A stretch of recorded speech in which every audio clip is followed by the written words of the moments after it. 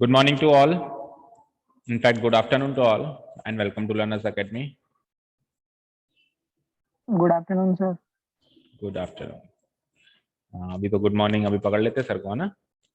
Sir good morning नहीं है, good afternoon है। उससे पहले आप बोलते, मैंने ही कह दिया। चलो, क्वेश्चन नंबर 6 करना है आज, exercise number 10.4, question number 6, last question, and then we will proceed towards the next exercise जिसमें एंगल सबटेंडेड बाय आना रखाएगा। चलो इसको खत्म करते हैं। ए सर्कुलर पार्क, सर्कल का चैप्टर है तो सर्कुलर पार्क ही होगा ऑब्वियसली। रेडियस 20 मीटर है, is situated in a colony. एक कॉलोनी में एक सर्कुलर पार्क है क्या? किसी कॉलोनी में, किसी की कॉलोनी में सर्कुलर पार्क है क्या? नहीं है? यस सर है तो बस फिर इसी के कॉलोनी में जाना भाई, सब देखने उसको, है ना? और उसमें 3 बॉयज 20 मीटर रेडियस है उस सर्कुलर पार्क की। लेट अस से ये हो गया हमारा सर्कुलर पार्क और इसकी रेडियस हो गई 20 मीटर, तो ये हो गई रेडियस 20 मीटर। रफ फिगर है तो, है ना? आगे 3 boys, Ankur, Syed and David. Ankur, Syed and David, Amar, Akbar, Anthony हो गए तो, है ना?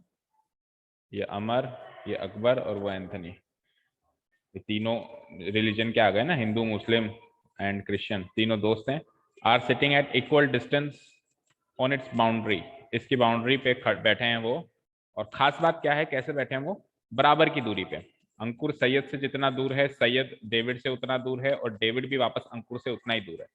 तो एक्चुअली इसकी टोटल सर्कमफ्रेंस के 3 हिस्से कर दें, और 3 हिस्से करके उन 3 पॉइंट्स पे उनको बिठा दो। लेटस से मैंने अंकुर को यहाँ बिठा दिया और सैयद को यहाँ बिठा दो,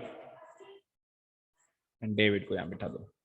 तो देखो, दिख रहा होगा आपको लगभग लगभग, अब एग्जैक्ट तो नाप चौक करके बना नहीं सकते, बट लगभग लगभग ये जो डिस्टेंस है और फिर ये जो डिस्टेंस है और फिर ये जो डिस्टेंस, करीब करीब बराबर बना दी मैंने, तीनों को बराबर डिस्टेंस पे खड़ा कर दिया। बोलो, समझ आया? आया क्या? Yes sir. आगे आगे आगे क्या है? अब क्या खेल रही हैं, कौन सा गेम खेल रहे हैं? इक्वल डिस्टेंस पे खड़े हैं बाउंड्री पे, each having a toy telephone in his hands to talk each other. अच्छा जी, हर एक के हाथ में एक टॉय टेलीफोन है। टॉय टेलीफोन समझते हो क्या होता है? टॉय टेलीफोन जानता है कोई? वो होते थे ना पुराने जमाने में, वॉकी टॉकी होते तो खैर अभी भी हैं, पर इतना ज्यादा यूज नहीं हो किया जाता उनका, मोबाइल फोन आ गए तो, है ना? वॉकी टॉकी होते थे ना, जो स्ट्रिंग से कनेक्टेड रहते। एक तो होता था जो विदाउट स्ट्रिंग भी रहता था, वायरलेस भी रहता था, और एक होता था जो स्ट्रिंग से कनेक्टेड रहता था, जो इधर से बोलो, इसके हाथ में एक वॉकी टॉकी होगा, इसके हाथ में वॉकी टॉकी, यहाँ से बोलेगा तो उसको सुनाई देगा। एक स्ट्रिंग होती थी उनके बीच में, ठीक है? टॉय है मतलब खिलौना एक तरीके का, देखा है आपने? तो हर एक के हाथ में एक टॉय टेलीफोन है, 1 2 3, ठीक है, टू टॉक ईच अदर, एक दूसरे से बात करने के लिए। तो पता नहीं खेल रहे हैं कि बात कर रहे हैं, क्या है ये? बात करने वाला ही खेल खेल रहे हैं। Find the length of the string of each phone, तो हर एक के बीच की जो ये स्ट्रिंग है ये पता लगानी है, हर एक फोन की स्ट्रिंग कितनी लंबी है। लेट अस से, अब देखो, ये तो सर्कुलर ग्राउंड पे खड़े हैं, ये तो सर्कुलर ग्राउंड पे खड़े हैं, लेकिन अंकुर से सैयद की जो स्ट्रिंग होगी वो तो सीधी आएगी, वो घूम के थोड़ा ना आएगी। बोलो, समझ आया? जो टेलीफोन की स्ट्रिंग है वो बिल्कुल स्ट्रेट आएगी, तो उसमें लाइन सेगमेंट एएस बनेगा, लाइन सेगमेंट एसडी बनेगा, और लाइन सेगमेंट एडी बनेगा, इस तरीके से। अब मुझे बताओ, अगर तीनों बराबर दूरी पे बैठे हैं तो ये इनकी जो स्ट्रिंग से जो ट्राइंगल बन रहा है वो ट्राइंगल भी इक्विलेटरल बनेगा कि नहीं बनेगा? स्ट्रिंग के बीच में भी दूरी बराबर होगी कि नहीं होगी? अगर खुद के बीच में बराबर दूरी है तो, समझ आया? होगी ना? तो क्लियरली मैं कह सकता हूं कि ट्रायंगल एएसडी एक इक्विलेटरल ट्रायंगल बन चुका है। क्या बन चुका है? एक इक्विलेटरल ट्रायंगल बन चुका है। और हर एक स्ट्रिंग की लंबाई चाहिए, दैट मीन्स मुझे एएस की लंबाई चाहिए, मुझे एसडी की लंबाई चाहिए, मुझे एडी की लंबाई चाहिए। भाई तीनों की बराबर ही निकलेगी, तो उस लंबाई को चाहिए, यानी कि मुझे एक्चुअली क्या चाहिए? मुझे एक्चुअली इस इक्विलेटरल ट्रायंगल की साइड चाहिए, लेंथ ऑफ साइड, इसकी साइड कितनी लंबी है वो मुझे पता लगाना है। समझ आया क्वेश्चन?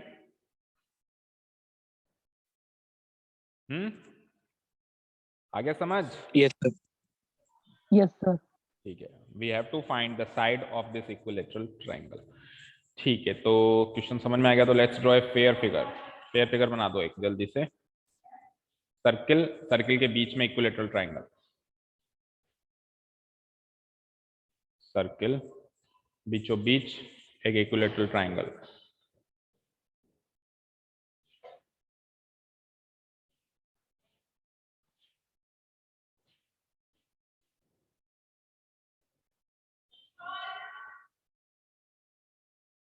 ठीक है, बन गया क्या?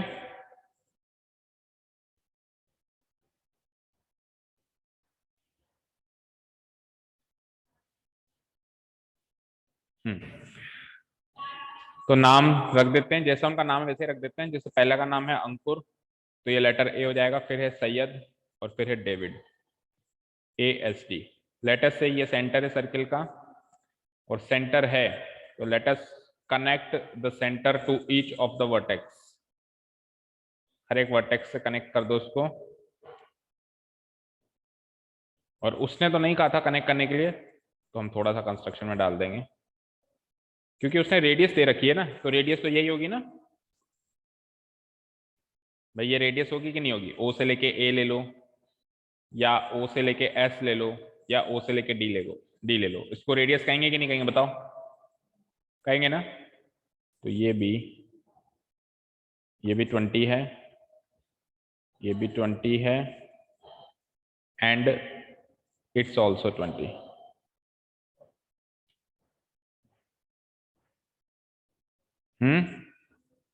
Is this clear to all? Please confirm, is this clear to all? Yes, sir. The radius will be 20 meter. Fine. Okay. So equilateral triangle inscribed in a circle. हम देख पा रहे हैं कि अब ये इक्विलेटरल ट्राइंगल जो है इस सर्किल के अंदर इंस्क्राइब कर रहा है, या यूं कहूं ये सर्किल जो है इस इक्विलेटरल ट्राइंगल को सरकमस्क्राइब कर रहा है। सर्किल इसको सरकमस्क्राइब कर रहा है, ट्राइंगल इसके अंदर इंस्क्राइब्ड है। Okay, clear? समझ आया? Yes sir. ठीक है, चलो अब अपनी अपनी नॉलेज को यूज करो and tell me how do we find this side AS SD AD। मतलब how do we find the, मतलब क्वेश्चन ये हो गया, देखो क्वेश्चन ये हो गया, हाउ डू वी फाइंड, वो सारा जितना भी उसकी स्टोरी थी, स्टोरी से हमको ये निष्कर्ष निकला कि how do we find the side of an equilateral triangle, how do we find the side of an equilateral triangle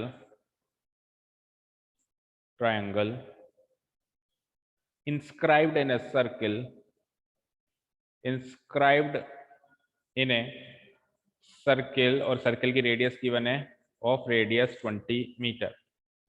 तो मैं ये क्वेश्चन पूछूं या मैं बुक का क्वेश्चन पूछूं, बताओ दोनों एक ही बात है कि नहीं है? तो कल को एग्जाम में ऐसा क्वेश्चन आ जाता है तो कोई कह नहीं सकता कि बुक के बाहर है, उसने सीधे ही पूछ लिया, बुक में स्टोरी बना के पूछा। ठीक है, बोलिए, समझ आया? Yes, sir. सर चलो अब ट्राई करो, सब अपने अपने विचार व्यक्त करें। सर इसमें अपन पहले ट्राइंगल OSD है ना? Triangle OF SD। हाँ OSD, SD। हाँ OSD नीचे वाला।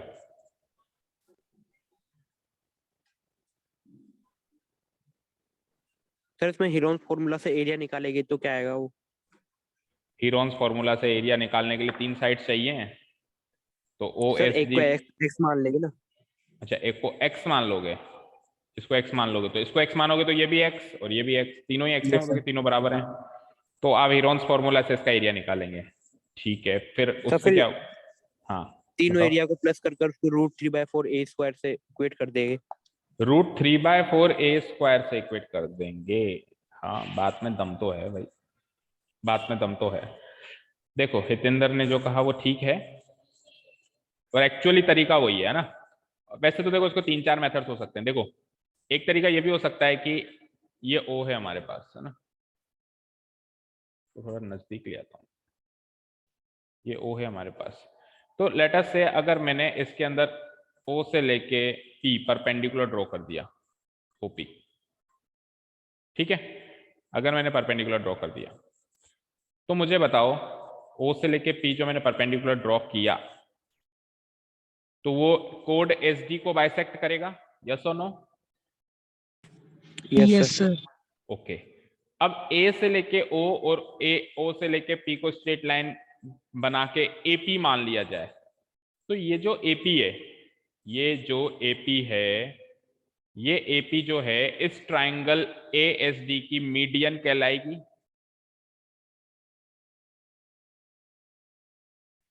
बोलो, क्योंकि पी मिड पॉइंट है Yes, एस sir. डी का। और एक कॉन्सेप्ट है कि इक्विलेटरल ट्राइंगल में जो मीडियन होती है वही अल्टीट्यूड या वही हाइट भी होती है, या वही परपेंडिकुलर भी होती है। मीडियन और अल्टीट्यूड सेम होते हैं, होते हैं ना? बोलो, एक इक्विलेटरल ट्राइंगल में आप अल्टीट्यूड बनाओगे तो ऑटोमेटिकली वो मीडियन भी बनेगा। Yes, sir. ठीक है, तो दैट मीन्स ये एपी मीडियन भी है और अल्टीट्यूड भी है। अब सुनो, अब अगर सपोज करो मैंने इसको एक्स मान लिया, तो ये भी एक्स हो गया क्योंकि आधे आधे हैं।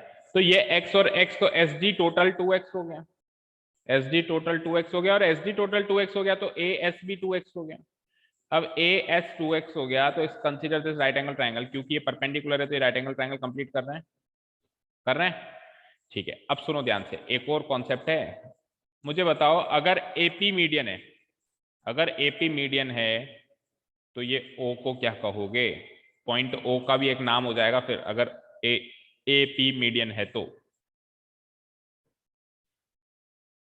क्योंकि अगर ये मीडियन है तो इसको आगे एक्सटेंड करूंगा तो ये भी मीडियन होगी, और इसको आगे एक्सटेंड करूंगा ये भी मीडियन होगी। तो तीनों मीडियन जिस पॉइंट से पास आउट होते हैं, पास थ्रू होते हैं, उस पॉइंट को क्या कहते हैं? उसको क्या कहते हैं? नहीं पता? उसको कहते हैं सेंट्रोइड। क्या कहते हैं भाई? सेंट्रोइड। याद आ गया? बोलो, बोलो भाई। Yes sir. और सेंट्रोइड जो है बड़ा ही खास होता है। वो क्या काम करता है पता है किसी को? सेंट्रोइड क्या काम करता है पता है? सेंट्रोइड एक मीडियन को, सेंट्रोइड एक मीडियन को डिवाइड करता है, किस रेशियो में पता है? 2:1 के रेशियो में। सेंट्रोइड एक मीडियन को 2:1 के रेशियो में डिवाइड करता है। दैट मीन सेंट्रोइड है O, it will divide median क्या है? AP in the ratio 2:1। That means A से लेके O तक का हिस्सा 2 है और O से लेके P तक का हिस्सा 1 है। तो अगर A से लेके O तक की लंबाई 20 है तो O से लेके P तक की लंबाई 10 होगी कि नहीं होगी? बोलो भाई। 2:1 में डिवाइड करता है AO से लेकर, और OP, AO तो है 20, तो फिर OP 10 होगी, तभी तो 2:1 में डिवाइड हो रहा है। बोलो, बोलो जी बोलो, कैसे चुप हो गए? Yes, sir. सर अब इसमें ये 2:1 लगा। हाँ, सर इसमें जैसे अपन को जैसे पता नहीं है कि इसका फॉर्मूला ये है, तो फिर अपन कैसे करें? तो फिर तो अभी दूसरा तरीका बता रहे हैं ना। बेसिक तरीका तो वही है ना जो हितेंद्र ने बताया, करेंगे तो उसी से ही। बट मैं इससे रिलेटेड सारे कॉन्सेप्ट बता रहा हूँ आपको ना। कर सकते हैं इससे भी, और हम लिख सकते हैं we know that a centroid divides a median in the ratio 2:1, लिख सकते हैं वैसे ना। और पता होना चाहिए क्लास 9th के बच्चे को, है ना, आ जाता है 9 तक की ऑलरेडी। सुनो, अब ट्राइंगल APS में पाइथागोरस लगाना। क्या होगा? क्या होगा? AS का स्क्वायर, कहाँ लिखूं, जगह नहीं है, लो AS का स्क्वायर इक्वल टू AP का स्क्वायर प्लस SP का स्क्वायर। तो AS कितना है? 2x का होल स्क्वायर। AP कितना है? AP 20 ऊपर 10 नीचे 30 का स्क्वायर हो गया ये। और SP कितना है? x। क्या इस इक्वेशन से मैं x की वैल्यू निकाल सकता हूं इजीली? निकाल सकता हूं ना? बोलिए यस सर। भाई। 2x का होल स्क्वायर कितना होता है? 4x square. 30 का स्क्वायर कितना होता है? 900। x का स्क्वायर x स्क्वायर को उधर भेज दो तो 4x स्क्वायर में से एक x स्क्वायर कम हो जाएगा, ये हो जाएगा 3x स्क्वायर। बराबर 900, 3 से काट दो 300, तो एक्स स्क्वायर कितना हुआ? एक्स स्क्वायर हो गया √300। √300 को मैं लिख सकता हूँ 3 गुणा 10 गुणा 10, यानी कि 10√3 एक्स की वैल्यू हो गई। ये तो एक्स स्क्वायर की वैल्यू है, एक्स की वैल्यू हो गई 10√3। तो x अगर 10√3 है तो वही तो आंसर है। नहीं, वो आंसर नहीं है, आंसर तो 2x है, क्योंकि साइड चाहिए थी और साइड तो 2x है, तो 10√3 का दोगुना कर देंगे, आंसर विल बी 20√3। थ्री है ना, 20√3। अब पीछे से मैच करो एक बार जल्दी से।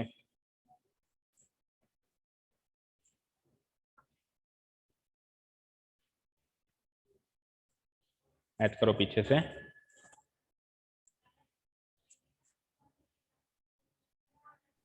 मैच हो गया? पीछे आंसर इधर सर पीछे तो ऐसे लिख रखा है कि इक्विलेटरल ट्रायंगल की प्रॉपर्टी यूज करके इसमें पाइथागोरस लगानी है।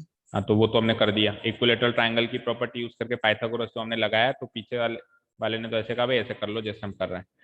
ठीक है, 20√3 आंसर इसका। ठीक है, तो ये कॉन्सेप्ट हालांकि हम करेंगे नहीं, पर समझ में सबको आ गया? तो मैं ये सारी यस स्क्रीन सर। डिलीट कर दूं। अब सुनिए, अब सुनिए दूसरी चीज। ये तो मेथड 1 था भाई, अब मेथड 2 सुनना। 2 फॉर्मूले लिखवा रहा हूं, स्टार मार्क कर लो, स्टार मार्क कर लो भाई। फॉर्मूला कहता है, क्या कहता है, एक मिनट,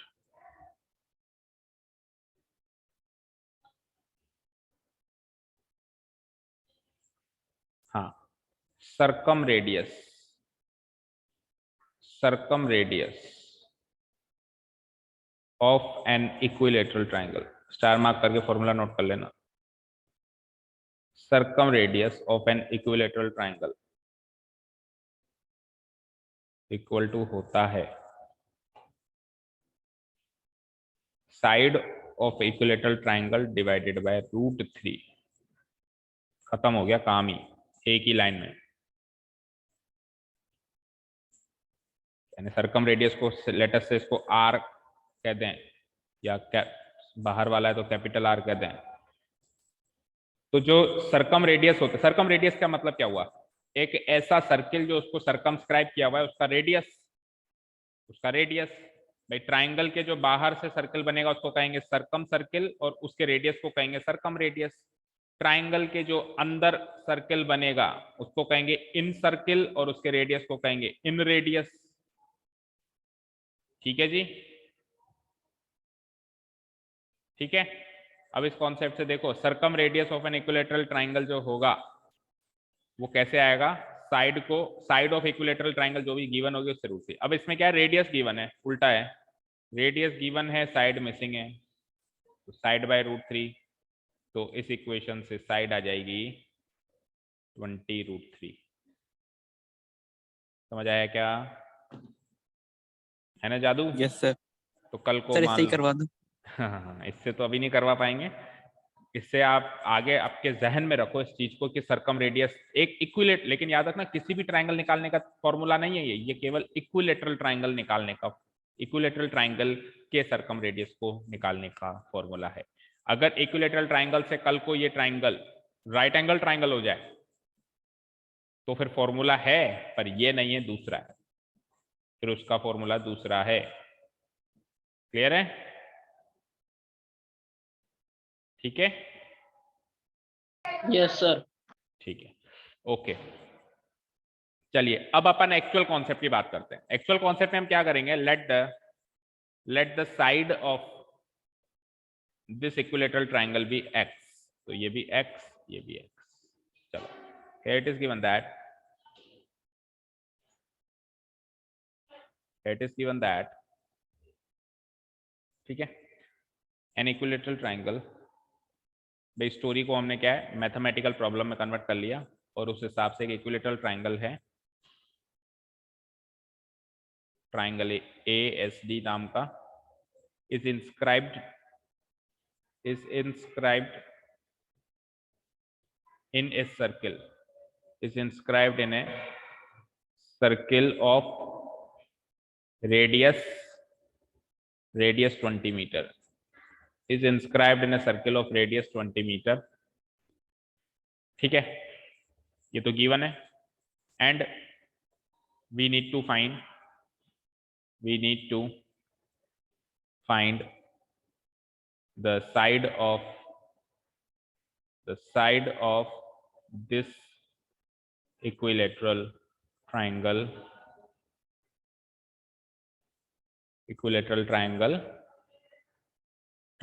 AST। ये एक मैथमेटिकल प्रॉब्लम में कन्वर्ट कर दिया हमने सारी स्टोरी को कि एक इक्विलेटरल ट्रायंगल एक सर्किल के अंदर इंस्क्राइब्ड है, सर्किल का रेडियस है 20 मीटर, सेंटर ओ भी लिख दो, in a circle of radius 20 metre with centre O, और हमको क्या है, इसकी साइड पता करनी है। दैट इज रेडियस क्या है, OA equal to OS equal to OD, ये गिवन है 20 मीटर। और साइड क्या है, इक्विलेटरल ट्रायंगल की साइड क्या है, AS या SD या AD, ये भी तीनों इक्वल हैं और ये हमें पता करनी है। ऊपर वाली चीज गिवन हो गई, ये हमको पता करनी है। यहां तक नोट डाउन हो गया सबका?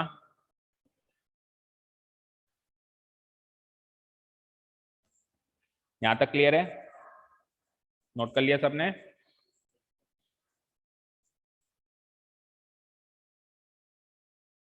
Everyone noted down? Yes, sir. Okay. अब देखो हम क्या करेंगे, लेट द साइड AS और SD और AD बी x मीटर, तीनों को हमने x मान लिया। लिखिए यहां तक, ठीक है। नाउ ट्राइंगल OSD या किसी भी एक ट्राइंगल का एरिया निकालो हीरोन्स फॉर्मूला से। तीन ट्राइंगल्स बन रहे, तीनों बराबर बनेंगे। OSD ले लो या OAD ले लो या OAS ले लो, तीनों बराबर बनेंगे। बराबर क्यों बनेंगे? क्योंकि सब में 20-20 मीटर की साइड है एक और एक x है, इसमें 20-20 x, इसमें भी 20-20 x, इसमें भी 20-20 x, तीनों ही कॉन्ग्रुएंट है आपस में, तीनों साइड्स इक्वल हैं तो एरिया भी इक्वल होगा। तो किसी भी एक का एरिया निकाल लेते हैं, बीचों बीच वाले का ही निकाल लेते हैं, ट्राइंगल OSD। तो नाउ इन ट्राइंगल OSD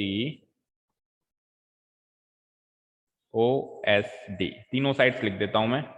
एक साइड है OS, एक साइड है OD और एक साइड है SD।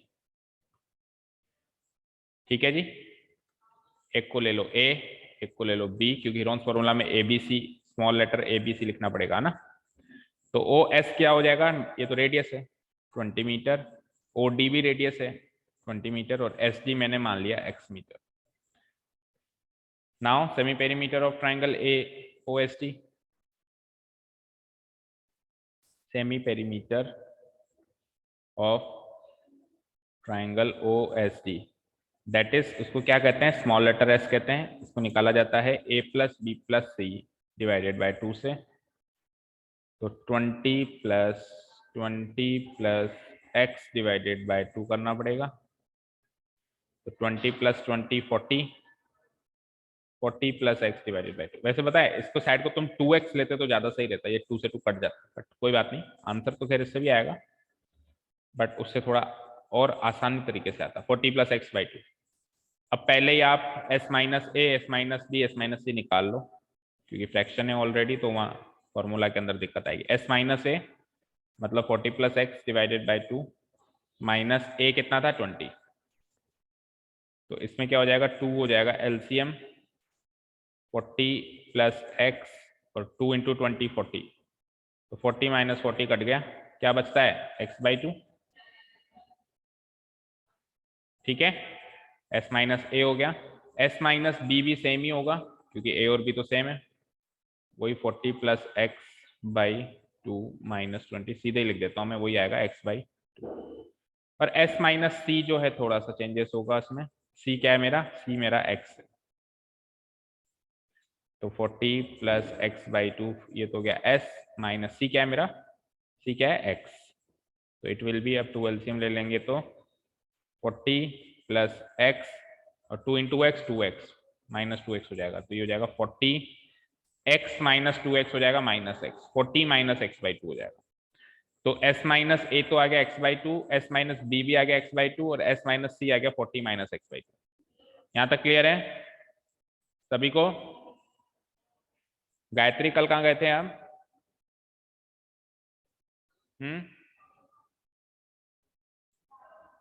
एंड श्रेष्ठ कल कहाँ गए थे? श्रेष्ठ जैन क्या सोचे थे, सर भूल जाएंगे? No sir. तो फिर कहाँ गए थे बिना बताए? तो मेरे भाई का बर्थडे था तो उसको सेलिब्रेट किया। अच्छा, तो भाई के बर्थडे की टॉफी तो नहीं खिलाई? भाई सर उस दिन खिला देंगे। कब तक? अगले बर्थडे तक? खिला देंगे। We get area triangle OST। Formula बता चल, हीरोन्स फॉर्मूला से एरिया कैसे निकालते हैं बताएगा ये। क्या नाम है? श्रेष्ठ, श्रेष्ठ बोलो। हीरोन्स फॉर्मूला से ट्राइंगल का एरिया कैसे निकालते हैं? पहले ही S माइनस है, शुरू में क्या आएगा? S into S minus A into S minus B into S minus C। ठीक है, तो S क्या है मेरा? S है 40 plus x/2, 40 plus x/2। S minus A कितना आया था? x/2। S माइनस B भी कितना आया था? x/2। और S माइनस C कितना आया था? 40 माइनस x/2। सही लिखे कि मैंने सारी वैल्यूज चारों की? चारों की वैल्यू सही लिख दी? Yes sir.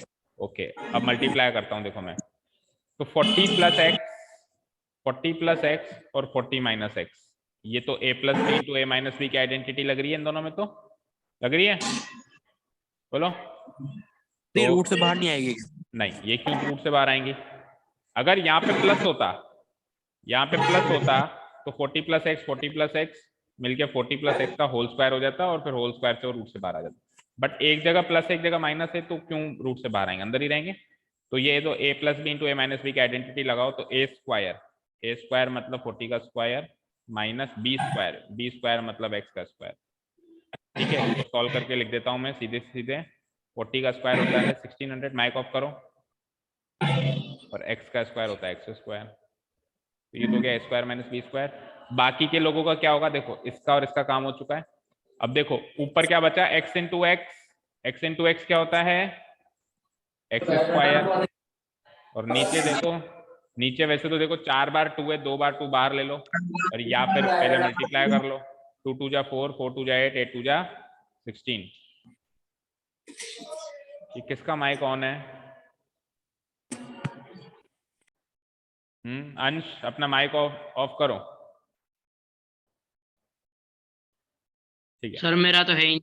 तेरा ही था, देखा मैंने, अभी ऑफ हुआ है। हाँ, अब देखो ये स्क्वायर केवल x का है बेटा, होल स्क्वायर नहीं है। अगर ये होल स्क्वायर होता ना तो स्क्वायर से रूट कट जाता। तो ये तो नहीं कटेगा, ये तो अंदर ही बैठेंगे भाई साहब, आप अंदर बैठो।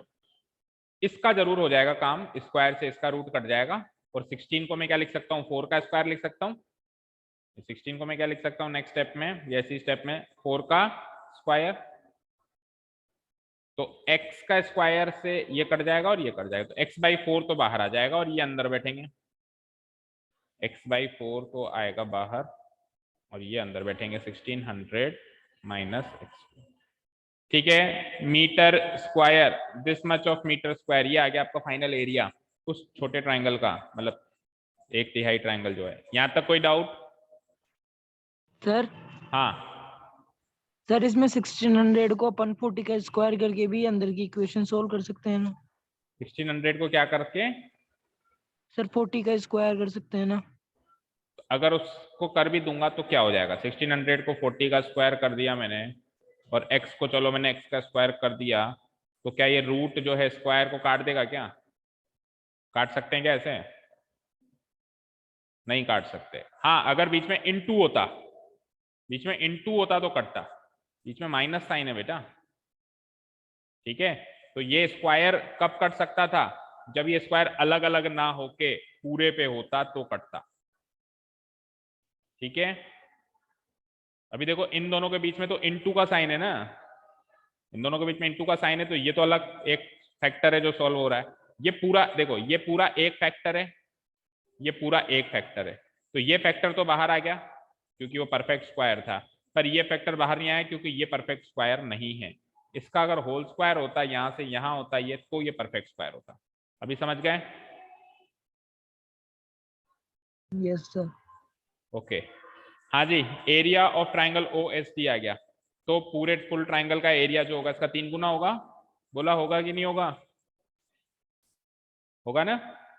सो एरिया ट्राइंगल एबीसी जो होगा इस ट्राइंगल का 3 गुना होगा, 3 times of area triangle O S D. That means 3 into कितना आया ओ एस डी का? ट्राइंगल एएसडी है। ए एस डी है, अच्छा एबीसी नहीं है, ए एस डी है, ठीक है। हाँ, x/4 और ये कितना है रूट ऑफ 1600 माइनस का x², तो it will be 3 into x/4 को मैं लिख सकता हूँ 3x/4 रूट 1600 माइनस x²। अब ये तो मैंने एरिया निकाल लिया हीरोन्स फॉर्मूला की मदद से पूरे बड़े ट्राइंगल का। अब मैं निकालूंगा इक्विलेटरल ट्राइंगल का एरिया निकालने का एक डायरेक्ट फॉर्मूला भी है मेरे पास, पता है किसी को? √3/4 इंटू साइड का स्क्वायर, बोलो पता है किसी को? Yes sir. √3/4 into side square, तो मैं उससे निकालूंगा और दोनों को इक्वेट कर दूंगा। लेट अस से इसको मान लो equation 1। Now area triangle ASD ऐसे लिखो। Now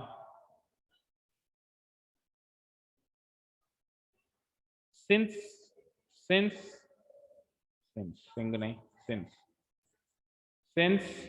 triangle ASD is an equilateral triangle, then equilateral triangle, so उसका एरिया निकालेंगे हम, एरिया ट्राइंगल ASD निकालेंगे हम by using the formula √3/4 into side का स्क्वायर। होता है इक्विलेटरल ट्राइंगल का एरिया निकालने का डायरेक्ट फॉर्मूला, तो ये हो जाएगा √3/4। साइड क्या मानी थी हमने? साइड क्या मानी थी हमने? x मानी थी, बोले? तो ये हो जाएगा x का स्क्वायर, तो इसको मान लो इक्वेशन 2। अब इक्वेशन 1 एंड इक्वेशन 2, दो इक्वेशंस में हमारे पास ट्राइंगल ASD का एरिया है। इक्वेशन 1 कहती है ASD का एरिया ये है, इक्वेशन 2 कहती है ASD का एरिया है। इन दोनों को इक्वेट कर दो, x की वैल्यू निकालो, x ही आपका फाइनल आंसर था, x ही तो आपका फाइनल आंसर था। नाउ इक्वेटिंग इक्वेशन 1 एंड 2, या from equation 1 and 2 we gate,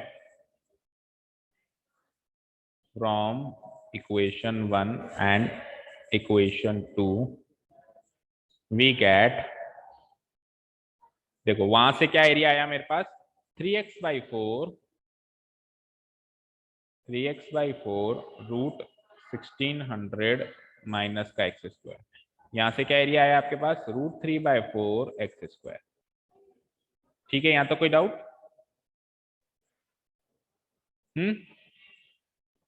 no sir. No. अब देखो इसके आगे कैसे सॉल्व करेंगे, हम करेंगे squaring both sides. Squaring both sides, root हटाने का एक ही तरीका है, दोनों साइड्स का स्क्वायर कर दो।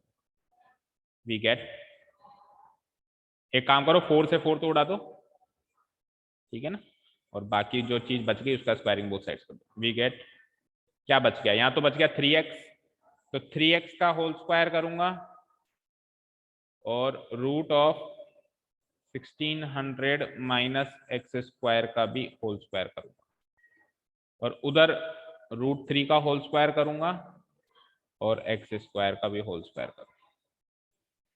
तो देखो क्या होगा, 3x का होल स्क्वायर क्या होगा? 3 का स्क्वायर 9, x का स्क्वायर x², और जब √1600 माइनस x² का होल स्क्वायर करेंगे तो पूरे पे ही रूट लगा हुआ है और पूरे पे स्क्वायर लगा हुआ है, तो पूरे से पूरा खत्म, केवल क्या बच जाएगा? 1600 माइनस x²। क्या बच जाएगा? 1600 माइनस x²। ठीक है, इधर √3 का स्क्वायर 3, भाई वही सेम चीज, कि रूट से स्क्वायर कट गया, 3 बच गया, और एक्स स्क्वायर का भी होल स्क्वायर क्या हो जाएगा, पावर मल्टीप्लाई हो जाएगी, तो एक्स की पावर 4 हो जाएगा। आगे चलते हैं, यहाँ पे मल्टीप्लाई करो, 9x स्क्वायर को 1600 से मल्टीप्लाई करना है ना, 9x स्क्वायर को 16, अल्फलाल एक काम करो, इसको एज इट इज लिख दो, 9x स्क्वायर इंटू 1600 माइनस, अब 9x स्क्वायर को x स्क्वायर से मल्टीप्लाई करो तो ये हो जाएगा 9x टू द पावर 4, और उधर क्या है हमारे पास 3x टू द पावर 4, ठीक है। अब माइनस का 9x टू द पावर 4 को उधर भेजो तो इधर तो बच गया 9x स्क्वायर माइनस 1600, और माइनस का उधर जाके प्लस हो जाएगा, plus 9x to the power 4 और 3x to the power 4 already है। अब 9x स्क्वायर इंटू 1600, और इधर 9 एंड 3 ऐड हो जाएंगे, दोनों x टू द पावर 4 वाली टर्म्स हैं, 9 3 12 x टू द पावर 4। अब काट दो, देखो x स्क्वायर से ये 2 पावर कट गई, और 3 से 3 टाइम्स 9 जा 3 3 जा 9, 3 4 जा 12, 4 1 जा 4 और 400, तो इधर तो बच गया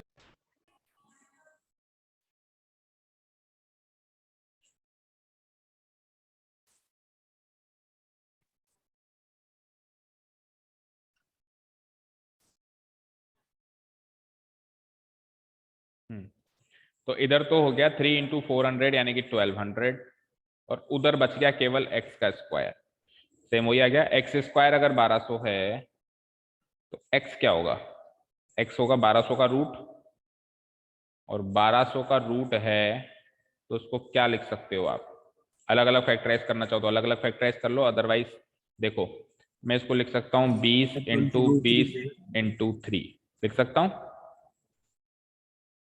वैसे तो 20 को भी फैक्टराइज करना चाहिए और पूरा डिटेल में करना चाहिए, लेकिन अब मुझे अगर पता है कि 1200 को मैं फैक्टराइज करके इस फॉर्म में ला सकता हूँ, 20 गुणा 20 400, 400 गुणा 3 1200, तो अब देखो 20 इंटू 20 का तो पेयर बन गया, ये तो आ जाएगा बाहर और 3 बच जाएगा अंदर metre.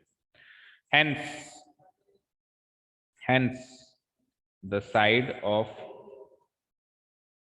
equilateral triangle ASD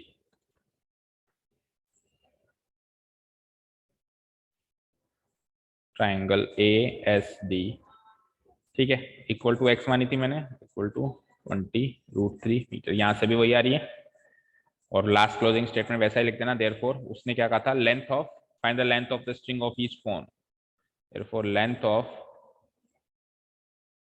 string of each phone,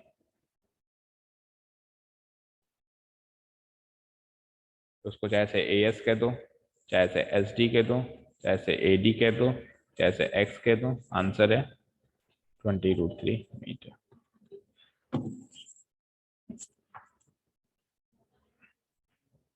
clear है सभी को?